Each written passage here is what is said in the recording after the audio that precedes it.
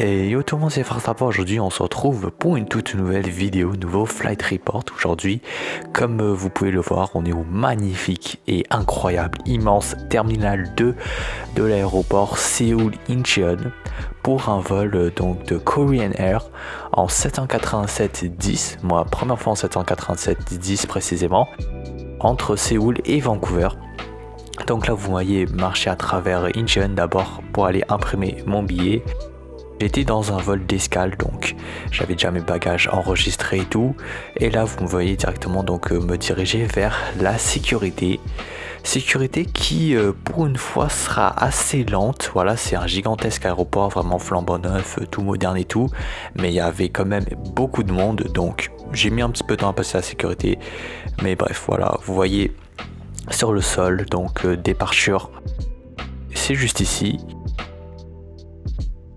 Nous on va se retrouver directement donc côté airside aussi, voilà, qui a été absolument gigantesque. Je pense que c'est l'un des aéroports les plus grands que j'ai jamais été, tout simplement. C'est aussi l'un des aéroports les plus fréquentés au monde, tout simplement. Donc en plus c'est un terminal très récent, il me semble qu'il a ouvert en 2018 si j'ai bien fait mes recherches. Donc comme vous pouvez voir, très moderne, très lumineux, très spacieux aussi, avec des centaines de boutiques de tous les côtés et aussi beaucoup d'aménagements pour le confort des visiteurs, dont un lounge de transfert techniquement ouvert gratuitement à tous les passagers en transit vers Séoul, je crois, si j'ai bien compris. Que voilà, je vais vous montrer un peu plus tard. Pour l'instant, donc au lieu de mettre la vidéo en accéléré, ce que je fais d'habitude, là l'aéroport est tellement grand que je décide juste de sauter des parties parce que sinon ça serait trop en accéléré. Je pense que ça serait pas agréable à voir pour vous. Donc voilà, vous voyez que j'affine quand même ma technique de vidéo au fur et à mesure, au fil des vidéos, donc dites-moi si ça vous plaît. Et là on arrive à peu près à un point central, un rond central qui connecte donc toutes les petites ailes différentes de l'aéroport, et on voit donc vers le haut, en haut à droite, le fameux transfer lounge que je vous parlais tout à l'heure. Mais malheureusement je ne suis pas allé parce que j'ai préféré maximiser mon temps à Séoul. J'avais une connexion d'à peu près une dizaine d'heures pour aller vraiment voir la ville, explorer la ville vraiment en dedans, sortir de l'aéroport et tout. Donc si vous voulez voir ça, j'ai fait une vidéo ou un petit peu en mode vlog où je vous ai montré ce que j'ai fait dans la ville, donc n'hésitez pas à aller voir ça si ça vous intéresse. Nous on va aller voir le tableau des vols et notamment mon vol qui n'est pas ici, qui est juste un petit peu à gauche. Voilà, juste ici, le KE71 à destination de Vancouver.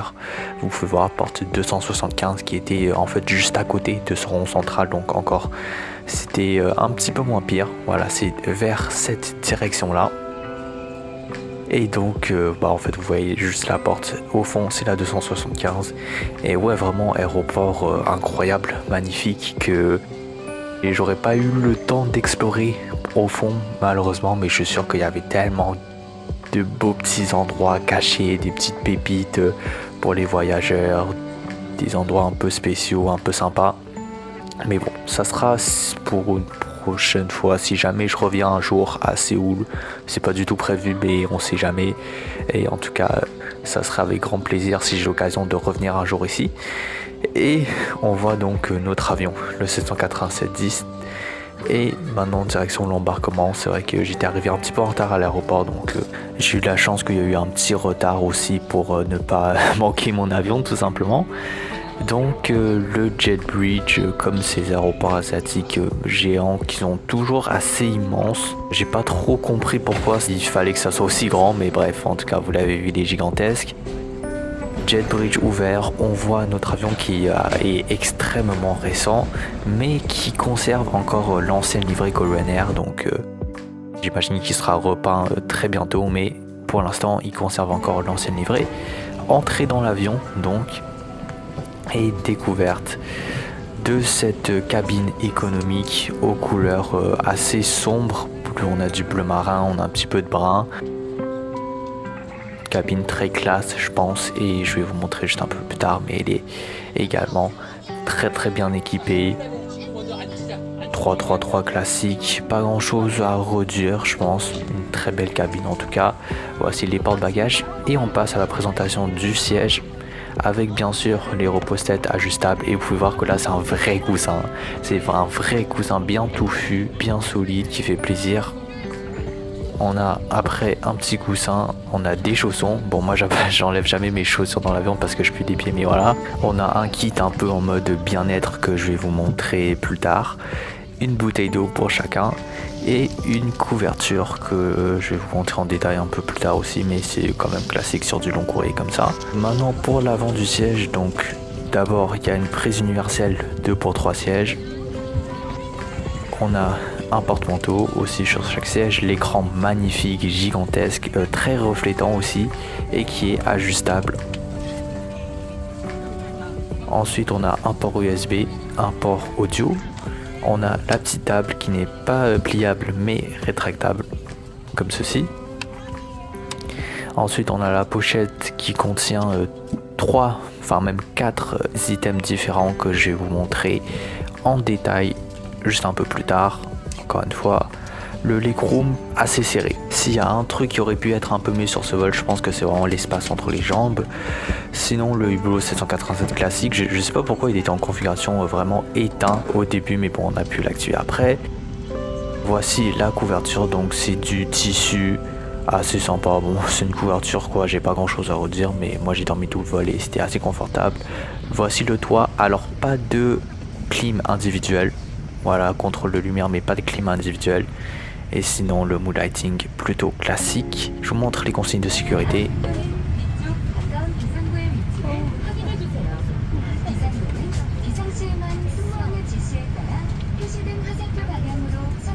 Et maintenant on a accéléré parce qu'on n'a pas que ça à faire.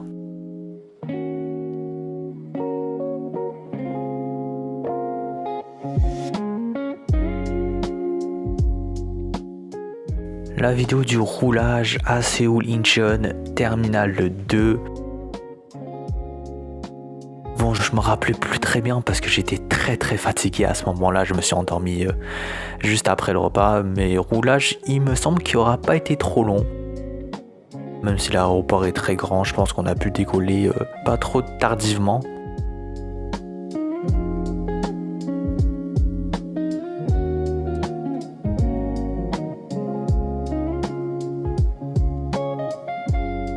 Et maintenant, je vous mets la vidéo du décollage.